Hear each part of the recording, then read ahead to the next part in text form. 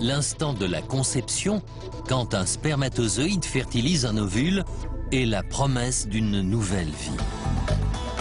Mais comment ces amants se sont-ils choisis? Et pourquoi se désirent-ils? La science se penche aujourd'hui sur les mystères de l'attirance sexuelle et révèle que l'amour ressemble fort à un flash de cocaïne. Nous verrons aussi que l'on peut sélectionner son futur partenaire avec son nez et au final comment et pourquoi on trouve celui ou celle qui est fait pour nous.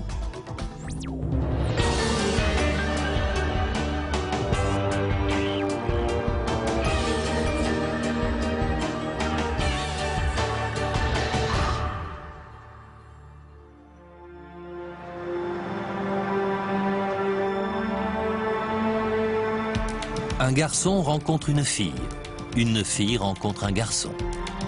Chacun est attiré par l'autre et ce qui doit arriver finit par arriver.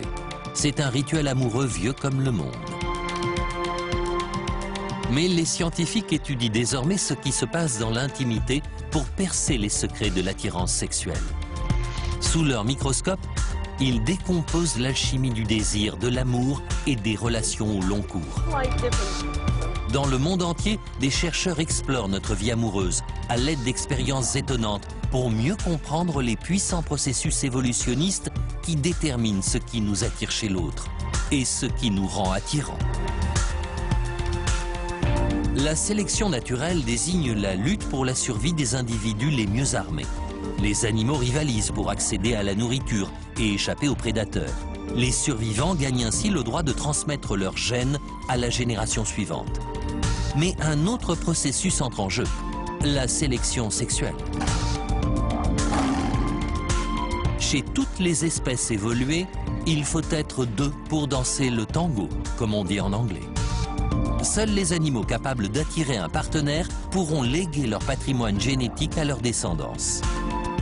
La sélection sexuelle encourage donc le développement de traits et de comportements qui différencient les mâles des femelles et contribuent à attirer le sexe opposé. Les scientifiques savent aujourd'hui que ces règles s'appliquent également aux humains. L'anthropologue Hélène Fisher étudie comment notre corps et notre cerveau ont évolué pour favoriser les rencontres. Selon elle, 3 pulsions sexuelles distinctes contrôlent les règles des rencontres amoureuses. D'abord le désir, sous l'emprise de notre libido qui concerne notre soif de gratification sexuelle. Ensuite, l'amour romantique, notre adoration pour un ou une partenaire qui semble combler toutes nos attentes. Enfin, l'attachement, qui nous permet de bâtir une union stable à long terme. L'évolution a créé le désir pour nous pousser à chercher des partenaires. Je pense que l'amour romantique nous permet de concentrer cette énergie sexuelle sur une seule personne à la fois et l'attachement nous aide à supporter cet individu au moins assez longtemps pour élever un enfant pendant ses premières années.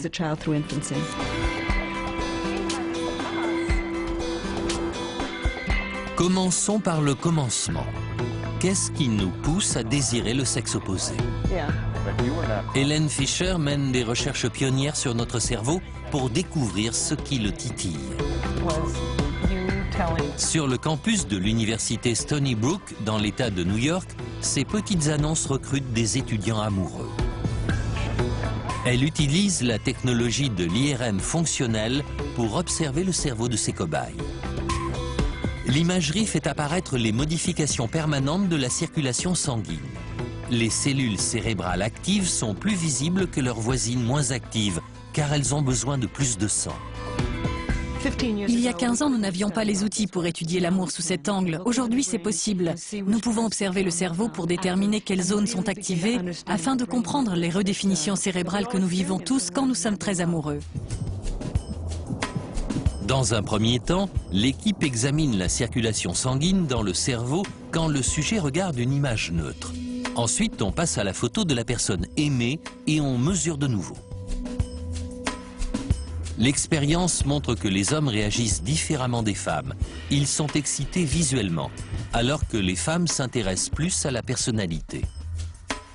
Chez nos sujets masculins, nous avons constaté plus d'activité dans la région cérébrale associée à l'intégration des stimuli visuels, alors que chez les sujets féminins, c'était dans des régions de la mémoire et des souvenirs. Bien sûr, nous savons depuis longtemps qu'en matière de sexe, les hommes recherchent d'abord une excitation visuelle. Après tout, le striptease est l'un des plus vieux métiers du monde. Pour les hommes, la vue joue donc un rôle essentiel et leur cerveau est alors bien plus activé que celui des femmes. Les femmes aiment regarder, mais les hommes encore plus. Et je crois qu'il faut y voir une raison darwinienne extrêmement profonde. Mais quelles sont donc ces raisons évolutionnistes? Que recherchent les hommes exactement? Pour mieux comprendre ce qui met en émoi les cellules cérébrales d'un homme, nous avons envoyé une chercheuse dans les rues de Londres pour une expérience psychologique bien connue. Sa mission est simple, demander à des passants laquelle de ces 4 silhouettes ils trouvent la plus séduisante. Laquelle préférez-vous? Elles sont toutes pratiquement identiques, mais quelques subtiles différences font tout l'intérêt du test. Elles sont pareilles. Non, elles sont légèrement différentes. La relation entre le tour de taille et le tour de hanche varie dans chaque dessin. C'est ce que les chercheurs appellent le ratio taille-hanche. D, C, C, A, C. Pourquoi? Elle a des rondeurs. Merci. Résultat des courses, 2 voix pour A, aucune pour B, 15 amateurs pour C et 5 pour D. Nous parvenons à la même conclusion que l'expérience d'origine. Une nette majorité d'hommes préfèrent une femme comme notre Mademoiselle C. Notre gagnante a un tour de taille qui mesure précisément 70% de son tour de hanche, ce qui est selon les scientifiques le ratio parfait. Avec un tel ratio, une femme avec une taille de 66 cm aura des hanches de 95 cm. Ce résultat peut sembler anecdotique, mais il nous donne un indice sur ce que les hommes cherchent chez une partenaire sexuelle. Les femmes avec un ratio taille-hanche d'environ 0,7 sont supposées plus fertiles. Elles ont une meilleure fécondité, des grossesses plus précoces et font moins de fausses couches.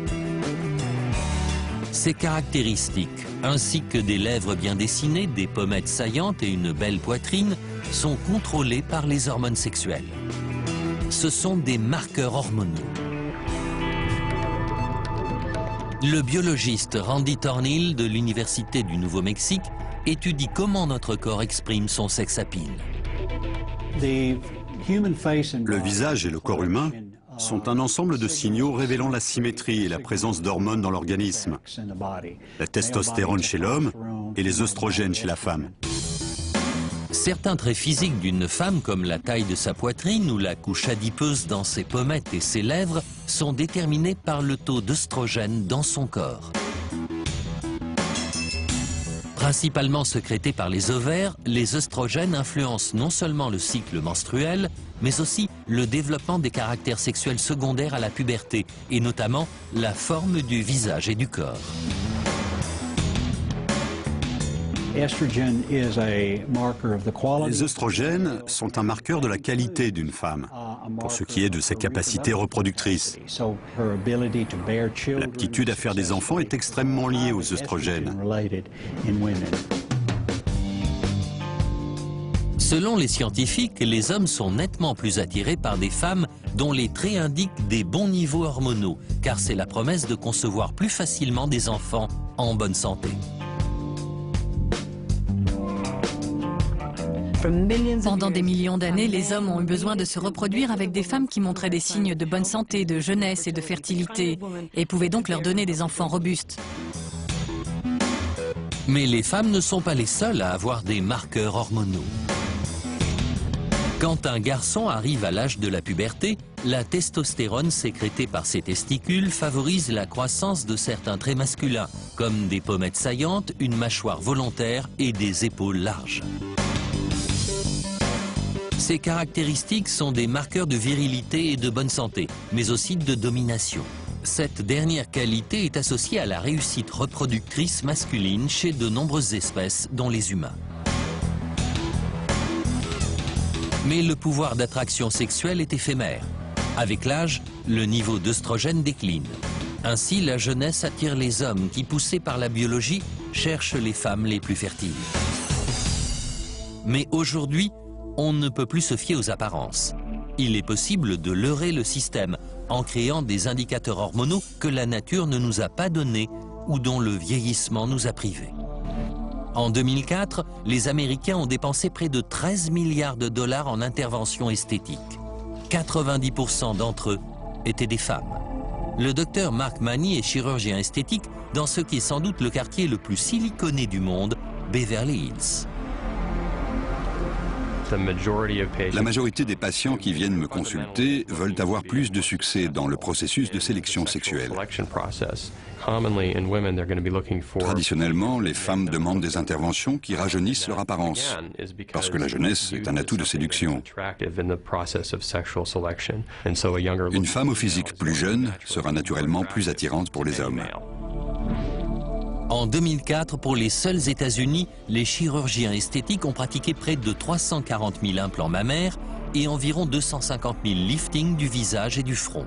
Et les femmes ne sont pas les seules à tricher au jeu de la reproduction. Toujours en 2004, 1 200 000 hommes ont également voulu améliorer leurs chances avec notamment 719 implants pectoraux. Ce que les hommes veulent, c'est ce qui peut accentuer leur virilité, comme les implants du menton, pour avoir une mâchoire plus marquée. À l'avenir, cette explosion des reformatages physiques pourrait avoir des conséquences sur le pouvoir de séduction des humains. Ça rend la population moins attirante, car des gens avec des traits physiques disgracieux les font corriger pour améliorer leurs chances reproductrices. Mais leur descendance aura leur gène, associé à un physique ingrat. Mais le physique ne fait pas tout. Et plus que les hommes, les femmes sont sensibles à d'autres facteurs. Pour elles, le partenaire idéal est plus qu'une source de spermatozoïdes fertiles. Elles cherchent des caractéristiques intangibles comme la fiabilité, la loyauté et la gentillesse, qui suggèrent que l'homme sera un bon mari et un bon père. Et pour départager les candidats, juger leur physique ne suffit pas. Depuis des millions d'années, une femme ne peut pas vraiment se contenter de regarder un homme pour savoir s'il sera un bon chef de famille et un bon protecteur. En analysant les scanners du cerveau de ses étudiantes, Hélène Fischer enquête sur la manière dont les femmes jaugent leur partenaire potentiel. Les femmes amoureuses ont plus de sang dans une zone du cerveau appelée hippocampe, associée au processus de mémorisation. Mais quel rôle joue donc la mémoire dans l'attirance sexuelle et la vie amoureuse d'une femme ? Hélène Fischer explique que les femmes s'intéressent de près au caractère des hommes et que dans leur tête, elles dressent une sorte de bilan moral de leur comportement en accumulant les indices afin de déterminer si c'est un bon choix ou non. Elle doit se rappeler ce qu'il a fait à la dernière Saint-Valentin, ce qu'il a promis à Noël, ce qu'il n'a pas fait l'été dernier, etc. Elle a besoin de s'en souvenir pour voir s'il sera un bon mari et un bon père. Pour cela, la mémoire est capitale. D'ailleurs, c'est ce que les femmes font en permanence. Nous passons notre temps à discuter au téléphone pour raconter ce qu'il a fait et ce qu'il n'a pas fait. Nous créons ainsi une empreinte mémorielle qui nous indique si c'est un individu valable pour transmettre la moitié de notre ADN. Du point de vue de l'évolution, il est logique qu'une femme choisisse pour partenaire un homme fiable qui pourra l'aider à élever leurs enfants. Mais elle a également d'autres critères pour assurer la réussite de sa descendance. Le statut social, par exemple. Dans le jeu amoureux, c'est une donnée essentielle, car les hommes riches, puissants et dominants sont considérés comme capables d'apporter une vie confortable à leurs enfants. Et ils affichent leur statut avec de grosses voitures et des vêtements élégants. Mais le choix d'un partenaire repose aussi sur des choses plus impalpables. Pour que l'humanité survive et prospère, il lui faut des descendants en bonne santé, avec de bons gènes et un système immunitaire qui les protège des maladies. Mais comment savoir si un homme ou une femme qui nous plaît possède, en plus de ses charmes, un bon système immunitaire ? Les scientifiques suggèrent qu'il pourrait être utile de faire transpirer son partenaire potentiel dans le but d'analyser son ADN en le reniflant. L'évolution a poussé les hommes et les femmes à adopter certaines attitudes pour optimiser leurs chances d'attirer un partenaire. Mais le comportement ne fait pas tout. Les scientifiques mènent de nouvelles expériences pour décrypter les signaux codés que notre corps envoie pour séduire. Ces messages subtils contiendraient des informations sur le type et la qualité du système immunitaire que nous sommes susceptibles de transmettre à nos enfants.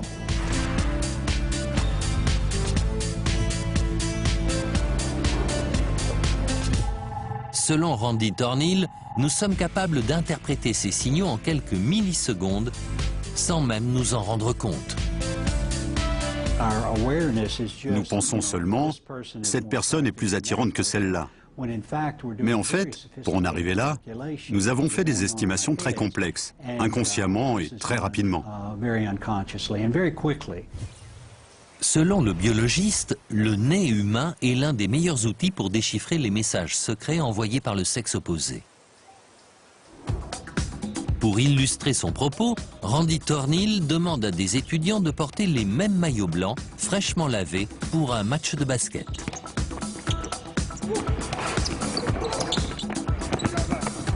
Tandis que les joueurs transpirent, le tissu absorbe leur sueur et donc les phéromones qu'elle contient.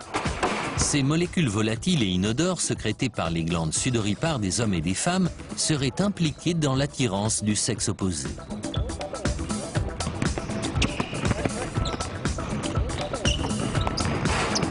Randy Thornhill constate qu'elles jouent un rôle plus élaboré et transmettent des informations plus complexes que ce que l'on pensait.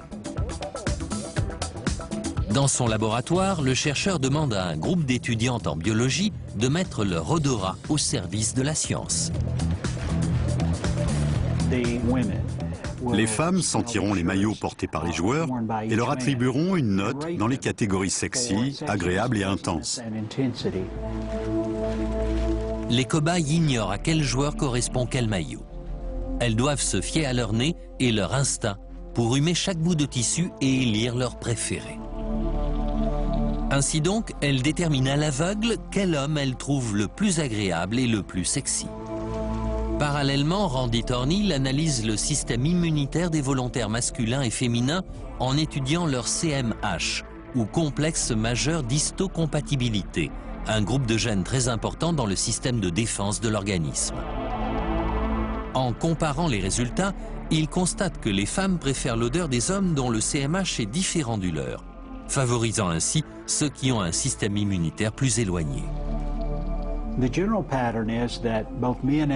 La tendance générale, c'est que les hommes et les femmes aiment l'odeur corporelle d'individus qui sont très différents d'eux.